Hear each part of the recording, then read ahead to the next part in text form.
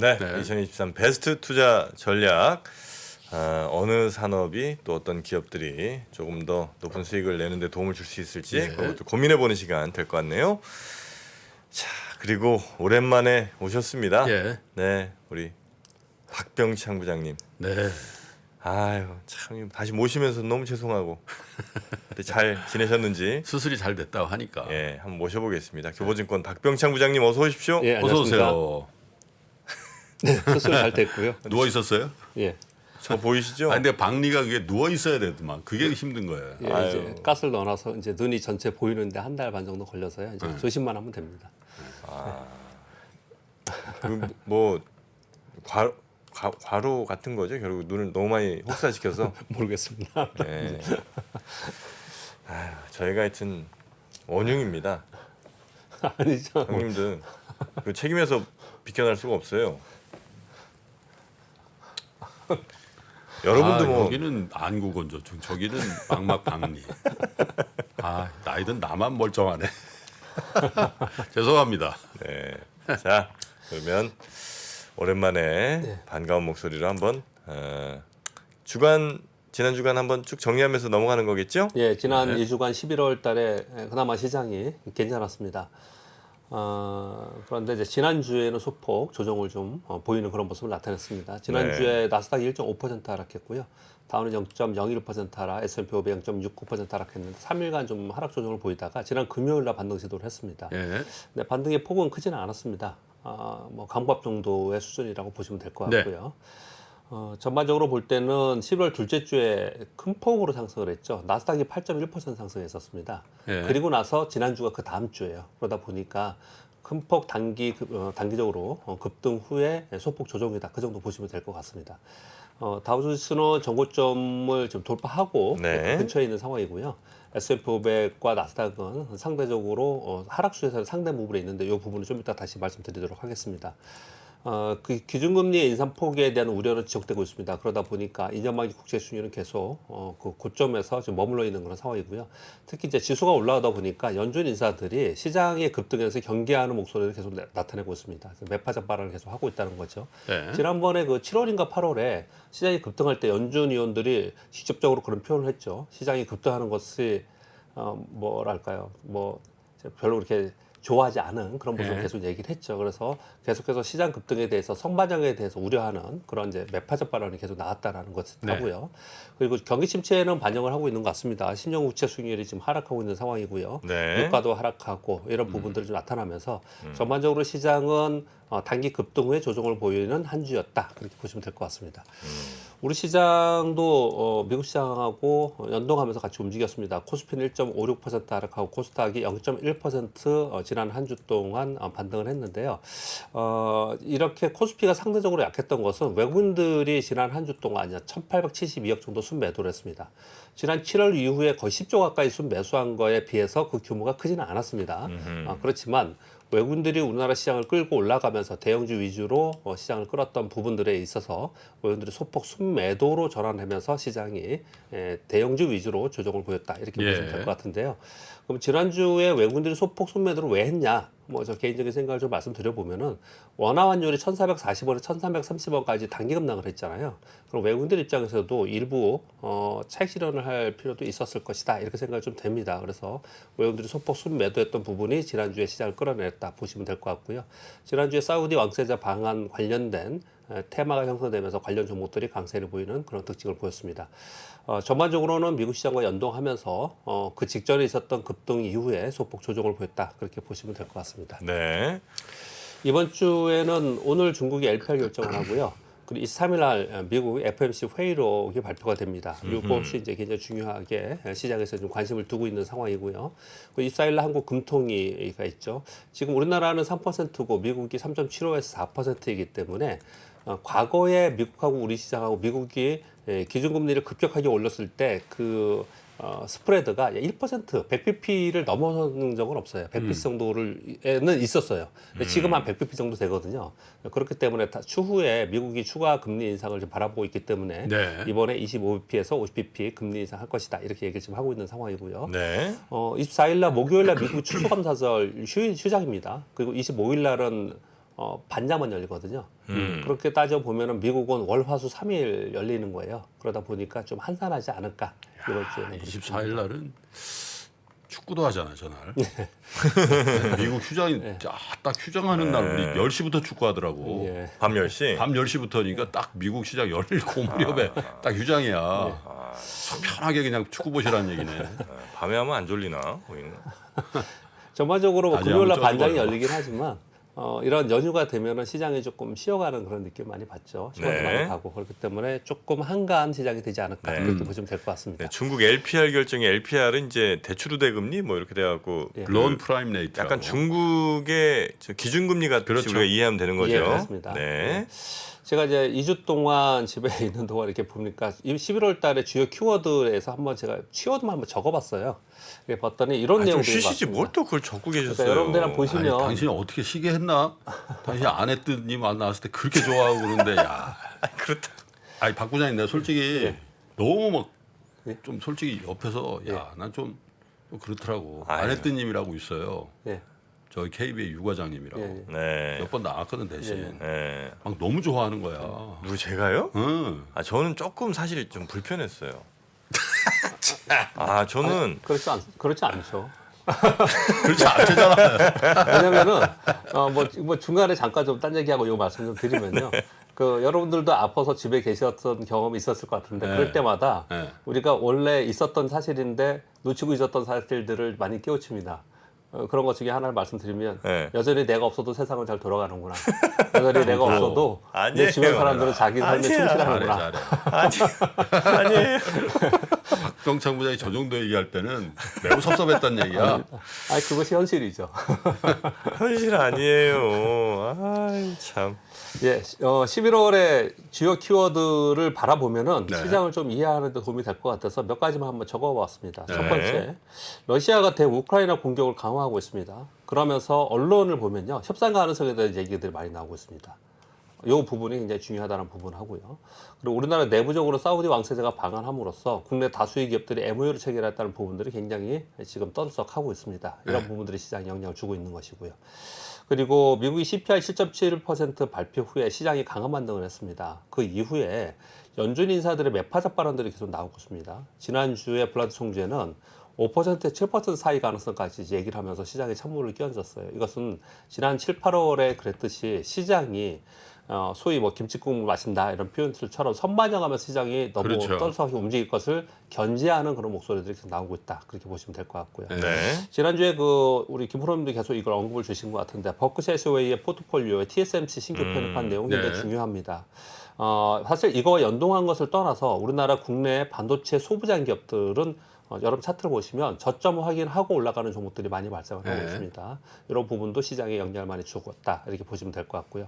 외국인들이 7월 이후에 약 9조 6천원 정도, 9.6조 정도의 순매수를 했어요. 근데 지난주에 1,800 정도 순매도를 했는데 이것이 지속될 수 있을 것인가 이 부분을 이제 시장에서 많이 바라보고 있는 것이고요.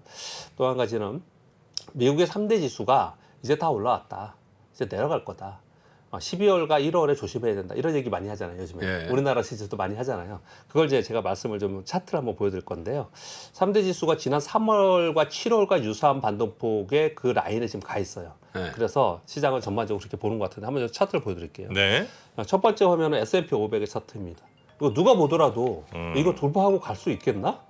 야, 여기서 좀 엄직거리겠지? 좀 조져 보이지 않겠냐? 그래서 이러고 있는 지금 상황이에요. 추세 선의 이 주봉입니다. 그 상당 부분까지 와 있는 상황이기 때문에 이게 지금 지난 1년 동안 이런 경험을 했는데 이거 돌파할 수 있을까? 여기서 좀 조심해야 되지 않겠냐? 이런 목소리가 나올 수밖에 없는 그런 지금 위치에 있다라는 말씀을 좀 드리는 야, 거고요. 근데 상승할 때랑 하락할 때는 진짜 뭐 그림이 많이 다른데 상승할 때는 참 견조하게 이렇게 쫙 올라가는데 네. 하락할 때는 이렇게 훅 내려갔다 올라갔다. 원래 떨어질 왜냐면, 때 떨어질 때 급락을 더 많이 하기 때문에 그렇죠. 시장은 항상요. 네. 요건 S&P 500이고요. 또 비교할 차트가 있죠. 3대 지수에 비교를 해보면요. 이건 다우존스 산업지수입니다. 굉장히 많이 다르죠.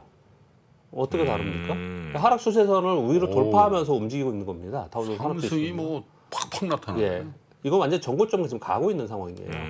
그래서 확연히 좀 다릅니다. 그거하고요. 또 하나 다른 차트가 있죠. 나스닥 차트입니다. 하락 추세선의 상당한 근처도 못 가봤죠. 저렇게 차이 나나? 예, 이게 지금 시장의 현실이고 이것에 따라서 섹터별 종목별로 차별성이 지금 이루어지고 있다라는 것이거든요. 네. 거기에 맞춰서 우리 시장의 흐름을 이해하셔야 된다. 이 부분 때문에 이렇게 말씀을 드리겠고요. 여하튼 간에 이렇게 하락 추세선의 상당 부분에 와 있는 상황이고 또 다우존스 산업지수는 전고점에 지금 와 있는 상황이기 때문에 전반적인 의견들이 월가 의견들이나 전체적인 그 전략가들의 의견들은 이제 다 왔다. 이제 뭐 베어마켓 랠리든 뭐든 간에 많이 왔으니 이제는 좀 조심해야 되지 않겠냐라는 목소리가 많이 나오고 있다라는 거예요. 네. 그런 가운데 우리 시장도 한번 말씀을 드려볼게요. 제가 2주 전에 수술하기 전에 코스피의 주봉 하락 추세선에 2,350포인트를 얘기를 했습니다. 2,350포인트가 20주 이동평균선인데 이게 올라와죠. 지수가 올라가면 따라로 오르죠. 그래서 2,365포인트까지 와 있는데요. 우리나라 상황은 지금 어디에 있는 거냐면 차트를 이것도 보여드릴게요. 이렇게 생겼습니다. 지금 비교를 해드리기 위해서 미국 3대 지수하고 비교를 해드린 겁니다. 이게 중간에 제가 하락 추세선을 그려놨는데 이게 2,350포인트고 이걸 돌파하느냐, 돌파하지 못하느냐. 돌파하고 나서는 어떻게 움직이느냐. 이렇게 의견이 분분하더라. 이런 말씀을 제가 드렸어요. 근데 네. 제 의견은 돌파하고 재조정 보이지 않을까. 그러면 지금 일단 돌파를 했습니다. 결과론적으로는요.